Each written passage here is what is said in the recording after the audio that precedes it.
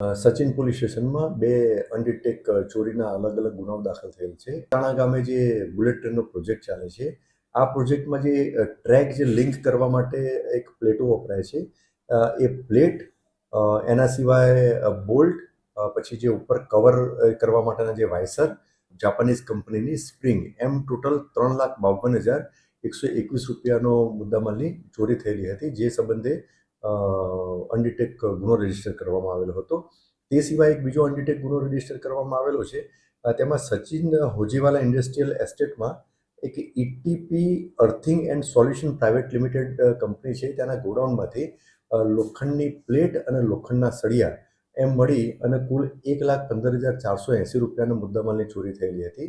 એને ડિટેક્ટ કરવા માટે અને આરોપીઓને શોધી અને મુદ્દામાલ રિકવર કરવા માટેની દિશામાં સ્થાનિક પોલીસ સ્ટેશનની અલગ અલગ ટીમ અલગ અલગ દિશામાં કામગીરી કરી રહેલી હતી, તપાસ કરી રહેલી હતી. દરમિયાન સચિન પોલીસ સ્ટેશનમાં ફરજ બજાવતા ડિસ્ટાફના એક કર્મચારીને એક સ્પેસિફિક બાતમી મળેલી હતી કે સામરોદ ગામના 4 આરોપીઓએ આ ગુનો કરેલો છે. તો જે અનુસંધાને આ બાતમી મળેલી હતી, એ 4 આરોપીઓને પોલીસ સ્ટેશન લાવી અને એમની પ્રાથમિક પૂછપરછ કરવામાં આવેલી, તો એમને ગુનાની કબૂલાત કરેલી હતી.